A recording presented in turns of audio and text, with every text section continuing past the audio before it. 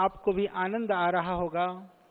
छोटे छोटे प्यारे प्यारे बच्चे जिस तरह से अद्भुत यह प्रदर्शन कर रहे हैं वह बड़ों के लिए भी अनुकरणीय है और देश के सभी बच्चों के लिए भी अनुकरणीय है। ये सुदूर क्षेत्रों से, अरुणाचल से, मेघालय से, नागालैंड से, मध्य प्रदेश, कर्नाटक से लेकर के जम्मू कश्मीर से, पूर्व पश्चिम उत्तर दक्षिण संपूर्ण देश, उस देश के ये अद्भुत प्रतिभा संपन्न ये नन्हे मुन्ने कलियां जो देश के भविष्य हैं, उनके द्वारा प्रदर्शित यह अद्भुत कार्यक्रम, आज यह पतंजलि योगपीठ का प्रांगण एक अद्भुत संपूर्ण भारतवर्ष का, हमने बड़े बड़े लोगों के दर्शन और समागम यहाँ पर देखा। भारत स्वाभिमान पतंजलि योग समिति के हमारे कार्यकर्ता जो देश के कोने कोने से, विभिन्न प्रांतों से यहाँ पर अनेक बार आए, पर मुझको लगता है कि यह हमारे 5-6 साल के नन्हे मुन्ने बच्चे जो प्रत्येक प्रांत से यहाँ पर इस अद्भुत नज़ारे को लेकर के उपस्थित हुए, यह भव्य और अद्भुत दृश्य देखने का संभवतः पतंजलि योगपीठ परिसर को भी पहला मौका मिला है।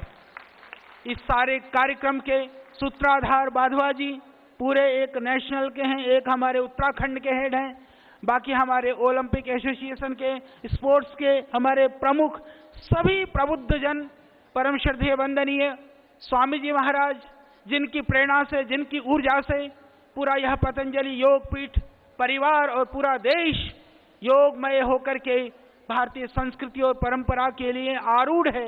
ऐसे श्रद्धेय स्वामी जी, परम श्रद्धेय वंदनीय आचार्यवर गुरुदेव, जो हमारे सैकड़ों सैकड़ों ब्रह्मचारी ब्रह्मचारिणियों को तैयार करने के लिए अहर्निश लगे हुए हैं।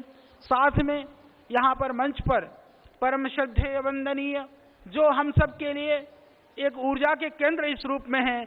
जब आप ऋषिकेश जाते हैं, वहाँ पर भारत का नहीं अपितु पूरे विश्व का दर्शन कराते हैं। ऐसे संस्कृति के विश्व में संवाहक श्रद्धेय मुनि जी महाराज वो मंच पर हैं। और यहाँ मंच पर इस वुशु के जितने भी, ये वुशु खेल के जितने भी अधिकारी गण हैं, जितने भी इससे जुड़े हुए जो हमारे भाई बहन हैं, उन सबको भी इस पतंजलि योगपीठ प्रांगण में मैं हार्दिक स्वागत और आप सबका अभिनंदन और वंदन करता हूँ। और हमारे प्यारे बच्चों, आप अद्भुत हैं। इसी तरह से जीवन में आगे बढ़ते रहना, क्योंकि अभी हमारे स्पोर्ट्स के हमारे भाई साहब कह रहे थे, बहुत सुंदर अद्भुत बात, आपने वेदों से बात प्रारंभ की। मैं एक बात कहना चाहता हूं, जहां आयुर्वेद में शरीर माध्यम खलु धर्म साधनम कहा गया कि जितने भी जीवन में तुम सुख चाहते हो, अपने देह को ठीक रखना, क्योंकि पहला साधन, पहला सुख निरोगी काया, सारे सुख उसके बाद में है।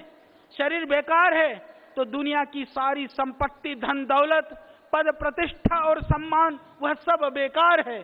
इसीलिए यह पहली संपत्ति को ठीक रखने का साधन। वुशु वास्तव में योग के बहुत नजदीक है। योग के कुछ आसन भी उसके अंदर आते हैं, और जो स्फूर्ति है, जो तेजी है, आपने देखा छोटे छोटे बच्चों ने जिस तरह से प्रस्तुति दी, यह शरीर के साथ में मन को साधने का यह एक बहुत अद्भुत विद्या है। और मैं मानता हूं कि यह इसका उद्भव कहीं ना कहीं से, क्योंकि योग के अंदर ऐसा माना गया है कि योग के आसन कितने हैं, इसका उत्तर यह कहा जाता है कि इस सृष्टि में जितने भी योनियां हैं, यानी कि सब, चाहे कछुआ हो, चाहे खरगोश हो, चाहे हाथी हो, चाहे ऊंट हो, भेड़, बकरी, बिल्ली, सबके नाम पर आसन है। यानी जितने भी पशु पक्षी हैं उतने ही आसन हैं। मैं समझता हूं कि जो उन पशु पक्षियों में जो छूट गए होंगे, वो वुशु के माध्यम से वो भी पूरे हो जाते हैं, इसलिए वो सब आसन का अंग है। जो अयोग में रह गए हों वो वुशु पूरा करेगा। तो इसलिए मैं मानता हूं कि वह योग का ही अंग है, क्योंकि वहां देह के साथ में मन की बात की जाती है। और हमारे वेदों में, शास्त्रों में कहा, भगवान स्वयं कहते हैं, बलम उपास्व, कि हे योगी, हे मनुष्य, तू यदि जीवन में आगे बढ़ना चाहता है तो बल का उपासक बन। हमारे यहाँ बल के लिए प्रार्थना की गई। यहां तक कहा वेदों में, नयम आत्मा बलहीनेन लभ्य। यदि तुम आत्म साक्षात्कार करना चाहते हो, देनहीन, दुर्बल और रोगियों के लिए भगवान भी मिलने वाला नहीं है। यदि जिसको भगवान चाहिए तो भी बलिष्ठ होना पड़ेगा। यदि जिसको दुनिया में सफल होना है तो भी बलिष्ठ होना पड़ेगा। उसके लिए साधन है तो स्पोर्ट्स के द्वारा, खेलों के द्वारा, योग के द्वारा ही हम अपने शरीर को ठीक रख सकते हैं। जब देह में बीमारी नहीं आती है तब हम बेफिक्र हो जाते हैं, परंतु जब बीमारी आती है तो सारी जिंदगी उस बीमारी को ठीक करने में ही हम लगा देते हैं। इसीलिए आयुर्वेद में कहा गया कि हमको स्वस्थस्य स्वास्थ्य रक्षणम आतुरस्य रोग प्रशमनम। आयुर्वेद का लक्ष्य है कि हम बीमार ही ना पड़े, यानी जो स्वस्थ हैं वो स्वस्थ रहे, यह आयुर्वेद का पहला प्रयोजन है। तो बच्चे मेरे प्यारे नन्हे मुन्ने अभी तो स्वस्थ हैं, यह बीमार न पड़े, इसके लिए यह जरूरी है कि अपने जीवन में खेल को स्थान दें, स्पोर्ट्स को अपने जीवन का अंग बना लें, योगासन, प्राणायाम, ध्यान को कभी ना भूलने दें। तो निश्चित रूप से हम बीमारी से बच सकते हैं, रोगों से बच सकते हैं। एक घर में व्यक्ति बीमार होता है, पूरा परिवार डिस्टर्ब होता है।